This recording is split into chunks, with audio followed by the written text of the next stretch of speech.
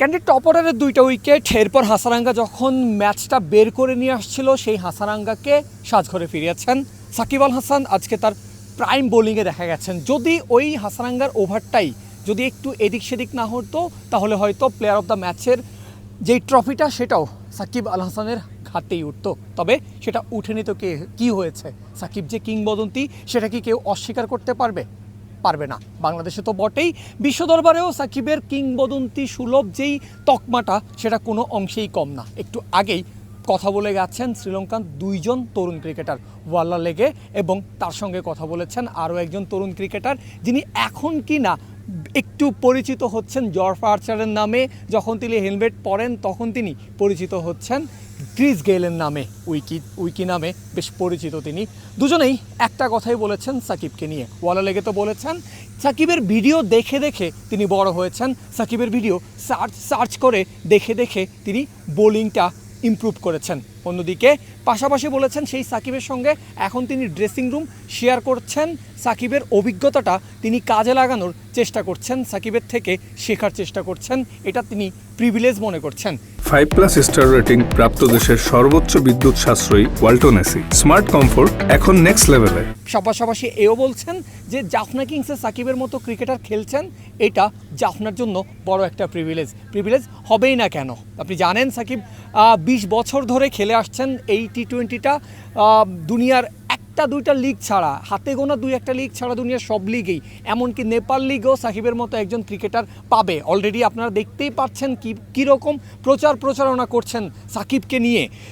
তো এই রকম একজন ক্রিকেটার আজও দেখেছি যখন 19তম ওভারে খেলা চলছে, যখন হচ্ছে একটা 4 হজম করতে হয়েছে তার দলকে। আমি দেখেছি সাকিব শর্ট থার্ডে ফিল্ডিং করছিলেন, তিনি যেভাবে বিরক্তিটা প্রকাশ করেছেন মিস ফিল্ডিংয়ের কারণে, তিনি করেননি, তার টিমমেট করেছে, বাট সাকিবের মনে হচ্ছে যে বাই হার্ট তিনি খেলছেন।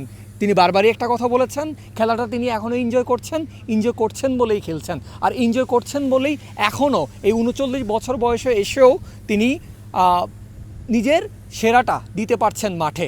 তবে ওই যে ওয়াল্লা লেগেদের কথা শুনলে বা বাকি তরুণদের, বিদেশের মাটিতে বাকি তরুণদের কথা শুনলে একটা জিনিসই মাথায় আসে, একটা আফসোসই বলা যায় হয় যে বাহিরের তরুণরা এখন পর্যন্ত সাকিবকে কিংবদন্তি তো মানেনি, সাকিবের যে অভিজ্ঞতা সেটা নিজেদের ক্যারিয়ারে শেয়ার করার উপলক্ষটা পাচ্ছেন বা সুযোগটা পাচ্ছেন, একসঙ্গে ড্রেসিং রুম শেয়ার করার সুযোগটা পাচ্ছেন, যেটা অবশ্যই বাংলাদেশের তরুণরা মিস করছে। বাংলাদেশের তরুণরা বরাবরই বলে আসছেন সাকিবের কথা, যখনই যে ড্রেসিং রুমে আসছেন, যে গণমাধ্যমের সামনে আসছেন বা যেই কোনোভাবেই সাকিবকে বাংলাদেশ ক্রিকেট মিস করে সেটা বলে আসছেন। তবে সাকিবের বাংলাদেশ ক্রিকেটে যাওয়া হচ্ছে না। তবে যেটা সাকিব করে যাচ্ছেন সেটা হচ্ছে তিনি গেমের লেজেন্ড, তিনি পিচের লেজেন্ড। পিচে যখন নামছেন তখনই তিনি আলো ছড়াচ্ছেন, আর শুধু বাংলাদেশ নয় দুনিয়া জুড়ে তিনি এরকম অনেক তরুণকে, শত হাজার তরুণ ক্রিকেটারকে ইন্সপায়ার করে যাচ্ছেন, যারা হয় সাকিবের সঙ্গে ড্রেসিং রুম শেয়ার করার সুযোগ পাচ্ছেন, না হয় তারা সাকিবের ভিডিও ওয়াল্লা লেগের মতো সার্চ করে দেখে দেখে নিজেদের ইন্সপায়ার করছেন। এই ছিল সাকিব সম্পর্কে। সাকিবের দল 1 নম্বরে চলে গেছে পয়েন্ট টেবিলে। সাকিবরা হয়তো পয়েন্ট টেবিলে 1 নম্বরে থেকেই এই লিগ পর্বটা শেষ করবে, সেই খবর সবার আগে আপনাদের জানিয়ে দেব শ্রীলঙ্কা থেকে পারভেজ আল হাসান।